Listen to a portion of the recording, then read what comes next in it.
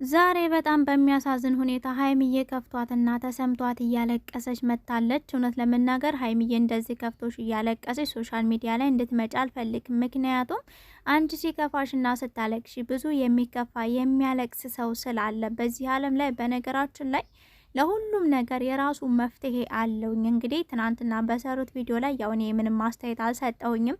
ሰሞኑን እንዲያውም ጠፋ ብያለሁ ስላልተመቼ ነው። እንግዲህ የትናንትና ቪዲዮአቸውን የተወሰነ አይቻለሁ። ዛሬ ግን በጣም ነው የከፋኝ። ለምን ሀይሚዬ እንደዚህ ከፍት ብሏቲ ተሰምቷቲ ከውስጧ ስታለቅስ በጣም ነው ያዘንኩትኝ። በእርግጥ ያስከፋት ነገር አንደኛ የተሰጠው አስተያየት ልክ አልነበረም፣ ተገቢ አልነበረም።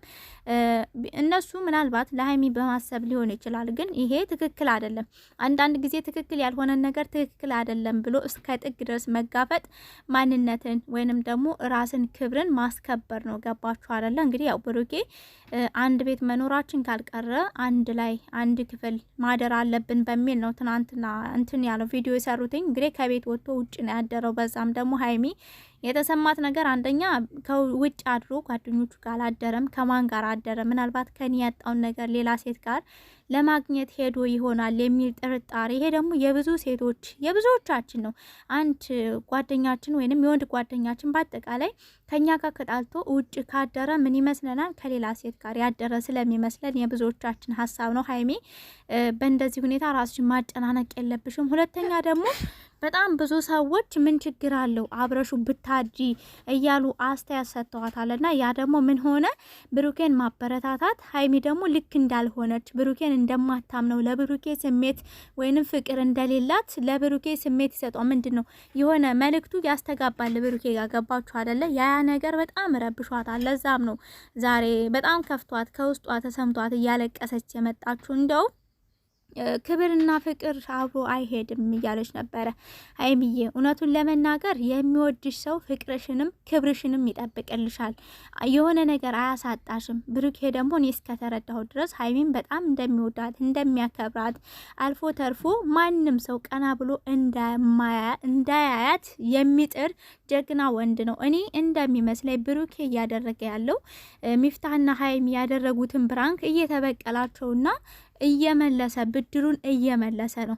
ሀይሚዬ ስደውል ጓደኞቹ ጋር የለም ምናምን ስትል ነበረ። ሜቢ እንዳትናገሩ በቃ ፕራንክ እየሰራሁ ነው እንዳትናገሩ ብሏቸው ሊሆን ይችላል። ግን በዚህ መካከል ማለት ነው ብሩኬ ዛሬ ሽማግሌ ላክ እያለችውም ነበረ።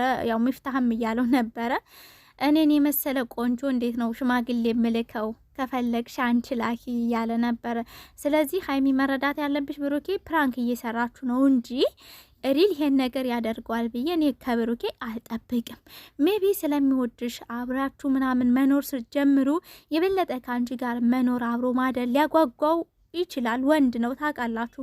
እንደዛ ደግሞ የሚሆነው መቼ ነው? በቃ በክብር ስለምትወዳት በክብር ሽማግሌ ልከ ከቤተሰቦቿ ቤት ያው አደራ ብሎ ነው ጋሽ ሰጣ አይደለ? አሁን ደግሞ በክብር ሽማግሌ ልከ ሀይሚዬን በስርዓት ማግባት ነው እንጂ እኔን የመሰለ ቆንጆ ለአንቺ ሽማግሌ መላክ የለብኝም አንቺ ነሽ ለእኔ መላክ። ይሄ የማይሆነው ፌር አይደለም።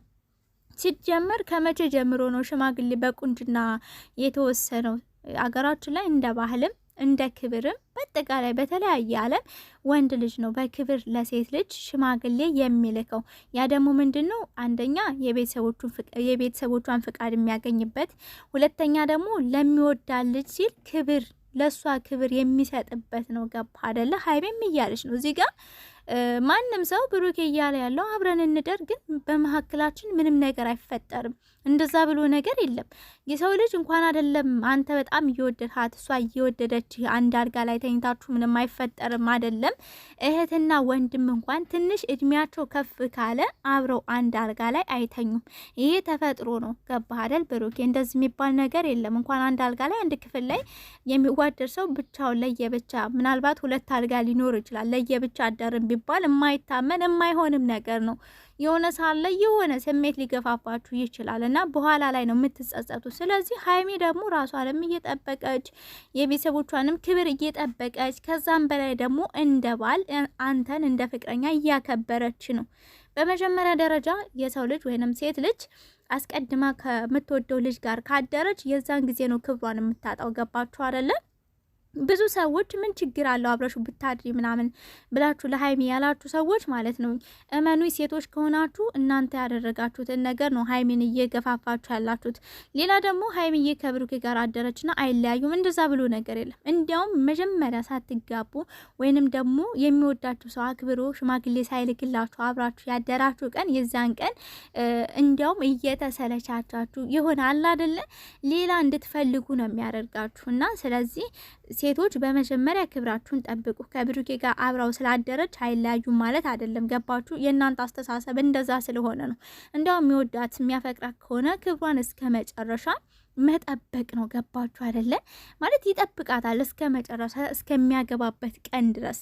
ብሩኬም ደግሞ ይህን ነገር እያደረገ እያለ ያለው አሁንም ሀይሚዬ ካልተስማማች ቤት እለቃለሁ እንግዲህ አልጋዬን ይዤ ሊሄድ የመጣሁት እያለ ነበርና ሀይሚም ደግሞ በተቃራኒው እኔ አብሬው መኖርም ብደሰትም ነገር ግን እንደዚህ የሚሆን ከሆነ እኔ ቤቱን ለቅቄ እወጣለሁ ከዚህ በኋላ እያለች ነበር። እና እኛ አብራችሁ ኖራችሁ ብለን ተደስተን ሳንጨርስ የምን ቤት መልቀቅ የምን ምን ማለት ሲጀመር ብሩኬ እያፌዘ ነው ማለት የሆነ እየቀለደ ነው፣ ፕራንክ እያደረጋችሁ ነው። ሚፍታ ራሱ በጣም ተጨናንቋል ከምታስቡት በላይ እዚህ ጋር ልክ እንዳልሆነ ለብሩኬ ምክር ለመስጠት ይሞክራል። ብሩኬ ደግሞ በእኔና እሷ መካከል ምን አገባህ ከመካከላችን ውጣ፣ ሲጀመር ይሄ ነገር አይመለከትም እያለ ይቆጣዋል፣ ይከራከረዋል። በዚህ ጋር ሀይሚ በጣም አሳዝነዋለች ምናምን እና ይሄ ደግሞ ያው የስራችሁ ውጤት ነው። ሀይሚና ሚፍታ ባለፈ በጣም ከባድ ፕራንክ ነበር ያደረጋችሁት። በጣም ከእንቅልፏ አስነስታችሁ ዱቄት ለርቃችሁ ውሃ ደፍታችሁ አስራችሁ ያን ሁሉ ረስታችሁት ነው።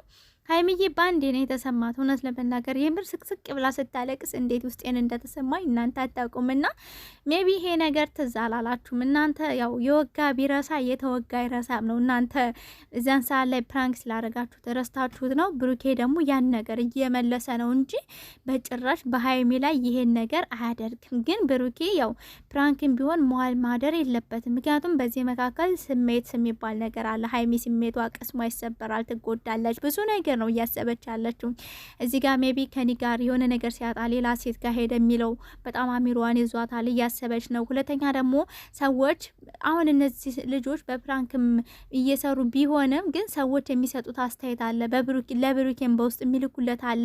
ኖርማል ነው አብራህ ብታደር አብራችሁ እስከዛሬ ቆይታችኋል፣ ተወዳታለህ ምናምን የሚባሉ ነገሮች አሉና ያ ነገር ተጽዕኖ ያሳድርባቸዋል። ገባችሁ አይደል? ስለዚህ ብሩኬ የሆነ 2 ቀን 3 ቀን ባታስረዝመው ፕራንኩን እኔ ደስ ይለኛል። ቢያንስ የዛሬውን ቪዲዮ የሀይሚዬን እንባ አይተህ ከውስጧ ማዘኗን ምናምን አይተህ ነገሮችን ብታስተካክልና ወደ ራስ ወደ ቀልብ ብትመለስ፣ እንደገና ደግሞ ሽምግልና የሚያልኸውን ነገር እሷ ሳትሆን የምትልከው አንተ ነህ በግብር የምትልክላትኝ ለሀይሜ ማለት ነው። እኛና ሀይሚዬ ተረጋጊ፣ አታልቅሽ የኔ እናት። ሴቶች ስንባል ግን በጣም የሚገርመኝ ነገር ፍቅረኛ ወይንም ባል ወይ ስልክ ካላነሳ ወይ ከቤት ሄዶ ካደረ ወይ የሆነ ነገር ከተፈጠረ የሆነ ሴት ጋር ሄዶ ነው ያደረው ብለን ነው የምናስበው። ሴቶች አንድ አይነት አስተሳሰብ ቤተሰብ የምሬን ነው። ግን ያው ስለምንወዳቸው ምናምን ሊሆን ይችላል። አይ እኔን አያካትትም ጥላላችሁ። ኤኒዌይስ ላይክ እና ሼር ሰብስክራይብ ያደርጋችሁ ተቀላቀሉ። ባይ ባይ።